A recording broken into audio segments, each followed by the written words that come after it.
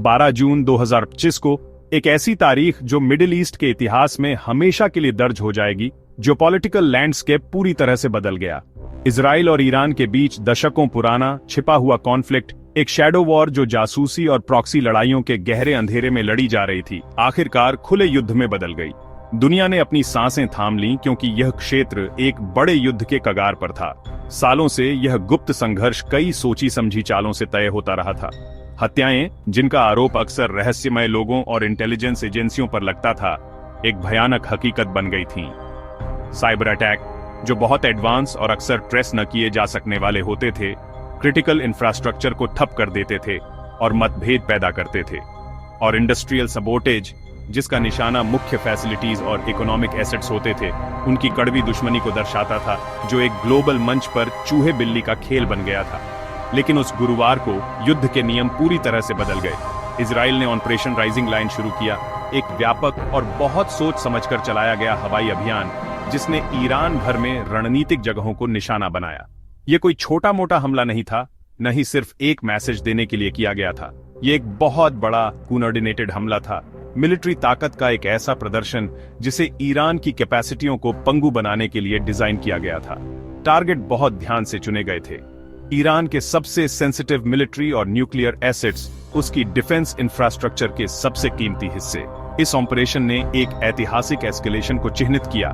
दोनों देशों के बीच लंबे और तनावपूर्ण रिश्ते में एक ऐसा बिंदु जहां से वापसी संभव नहीं थी। यह दशकों की शैडो वॉर का निर्णायक अंत था। सालों के गुप्त ऑपरेशंस और प्रॉक्सी कॉन्फ्लिक्ट्स की पराकाष्ठा थी, और इसने पहले से ही अस्थिर क्षेत्र को सीधे संघर्ष में धकेल दिया। संभावित रूप से विनाशकारी परिणामों वाला एक खतरनाक जुआ। सालों की असफल कूटनीति, तनाव कम करने और आम सहमति खोजने के अनगिनत प्रयास आखिरकार बेकार साबित हुए थे। और ईरान का बढ़ता न्यूक्लियर प्रोग्राम, न्यूक्लियर क्षमता हासिल करने की उसकी लगातार कोशिश ने इजराइल को कगार पर धकेल दिया था, जिसे वे एक आसन्न खतरा मानते थे। उसका सामना करते हुए इजराइल को मजबूर होना पड़ा। इजरायली नेताओं ने इस खतरे को अपने अस्तित्व का सवाल माना, अपने देश के अस्तित्व और सुरक्षा के लिए एक सीधा चैलेंज। उनकी राय में स्थिति एक निर्णायक जवाब की मांग कर रही थी, परसीव्ड खतरे को बेअसर करने के लिए एक साहसिक और अटूट कार्रवाई। ऑपरेशन राइजिंग लाइन का लक्ष्य लेजर जैसी सटीकता के साथ मिडिल ईस्ट में रणनीतिक संतुलन को मौलिक रूप से फिर से स्थापित करना था।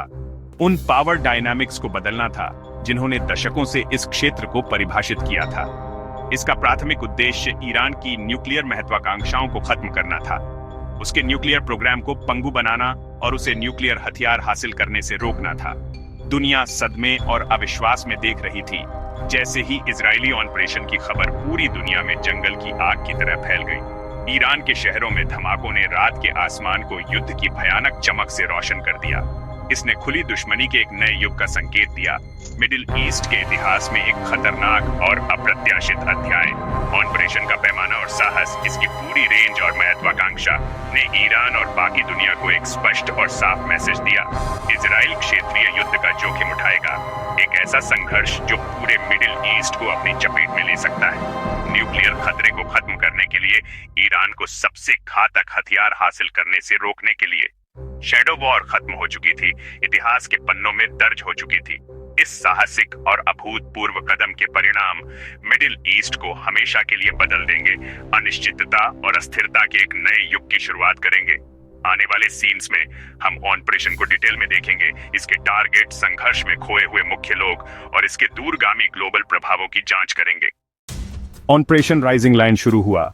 3 लगातार लहरों में 36 घंटों से ज्यादा 200 से ज्यादा Israeli aircraft, stealth fighters, bombers, drone Iran के एयर स्पेस में घुस गए, इलेक्ट्रॉनिक वॉरफेयर और रिफ्यूलिंग प्लेन के सपोर्ट से।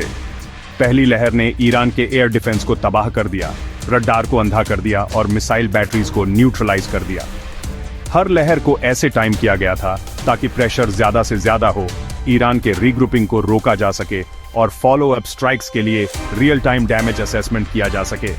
इस ऑपरेशन में 100 से ज्यादा साइट्स को निशाना बनाया गया, तेहरान से लेकर मजबूत न्यूक्लियर फैसिलिटीज तक, जिससे ईरान की इमरजेंसी रिस्पांस क्षमता टूट गई। इजराइल की पूरी प्लानिंग, सरप्राइज और टेक्नोलॉजिकल बढ़त ने ईरान के डिफेंस को पछाड़ दिया। लगातार हमलों ने ईरान के कमांड स्ट्रक्चर को पैरालाइज कर दिया, जिससे आधुनिक हवाई युद्ध की विनाशकारी शक्ति का प्रदर्शन हुआ। दुनिया ने देखा सटीक और मनोवैज्ञानिक युद्ध का एक बेहतरीन प्रदर्शन। इजराइल के टारगेट्स में उसके सबसे गहरे डर दिख रहे थे। ईरान का न्यूक्लियर प्रोग्राम और IRGC लीडरशिप।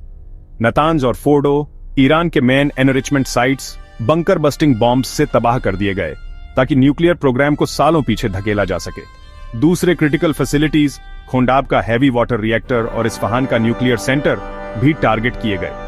ये स्ट्राइक स्टॉप IRGC कमांडर्स के घरों और कमांड सेंटर्स तक भी पहुंचे ताकि रेजिम की लीडरशिप को खत्म किया जा सके।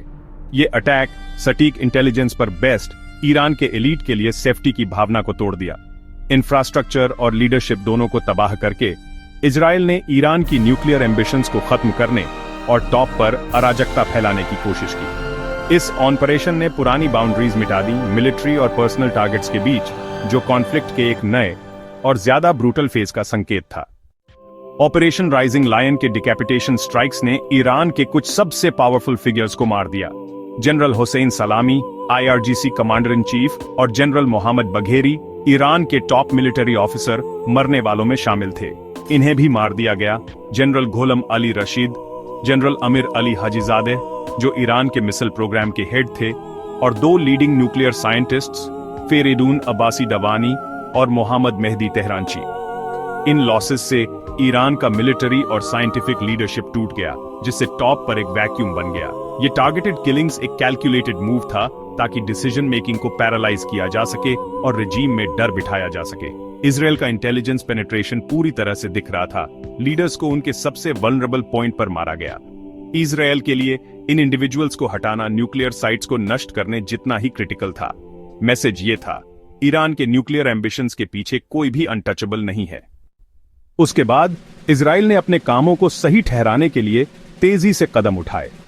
प्रधानमंत्री नेतन्याहू ने इस ऑपरेशन को आत्मरक्षा का कार्य बताया, जिसका उद्देश्य एक मौजूदा परमाणु खतरे को खत्म करना था।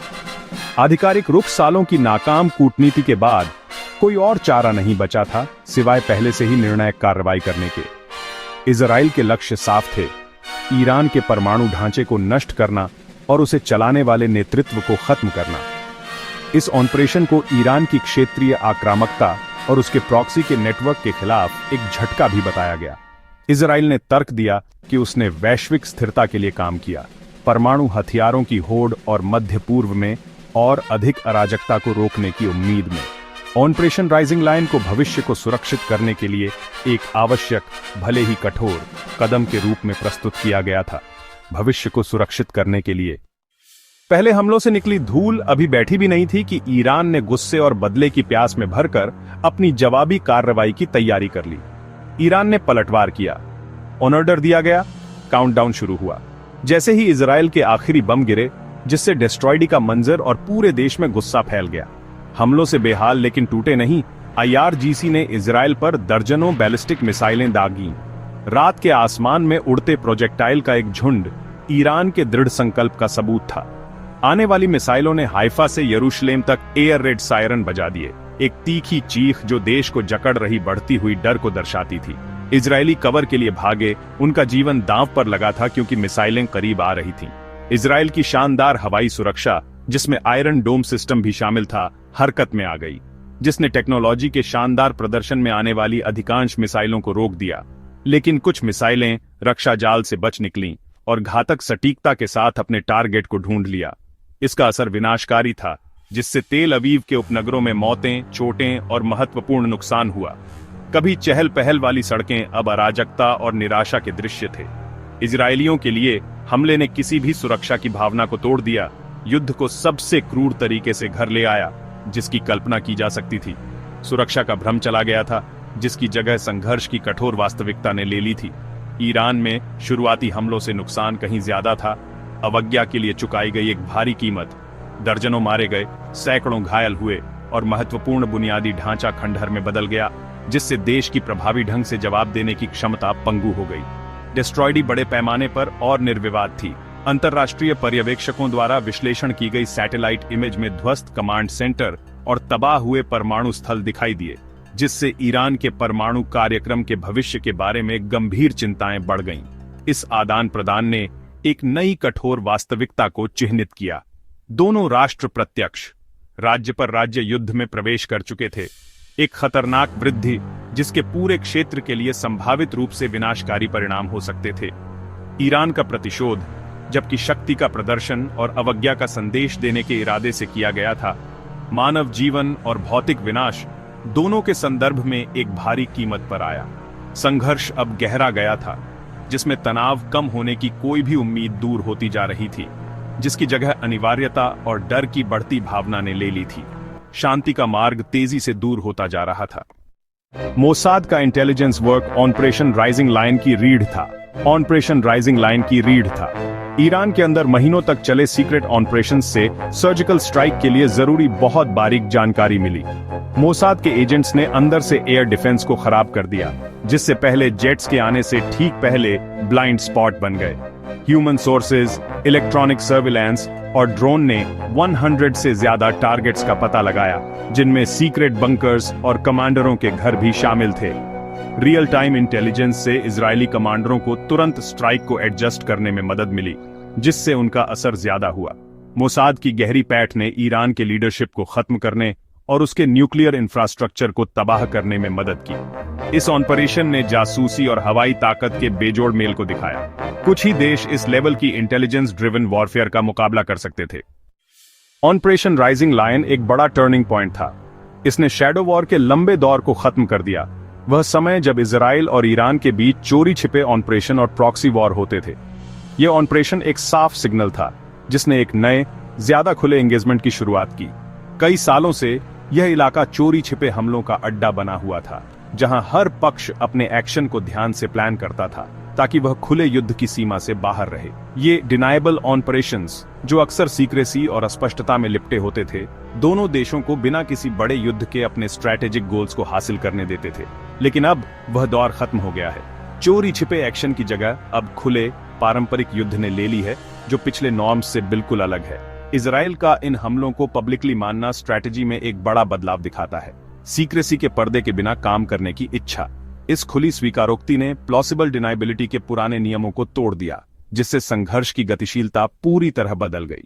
इसके दूरगामी परिणाम हैं। रिस्क अब ज्यादा है, स्टेक्स काफी बढ़ गए हैं। हर एक्शन अब युद्ध का सीधा कार्य है, जिसकी सीधी और तुरंत प्रतिक्रिया की जरूरत है। गलती की गुंजाइश कम हो गई है और गलत अनुमान की संभावना बढ़ गई है। इजराइल अब सीधे जवाबी हमले की बहुत वास्तविक संभावना का सामना कर रहा है, जिसके लिए हाई अलर्ट और मजबूत डिफेंस सिस्टम की जरूरत है। साथ ही ईरान को अपने डिफेंस पर तुरंत फिर से सोचना होगा, अपनी स्ट्रैटेजिक कमजोरियों का फिर से आकलन करना होगा और इस तेजी से खतरनाक होते माहौल में और अधिक तनाव बढ़ाने की अपनी भूख पर ध्यान से विचार करना होगा।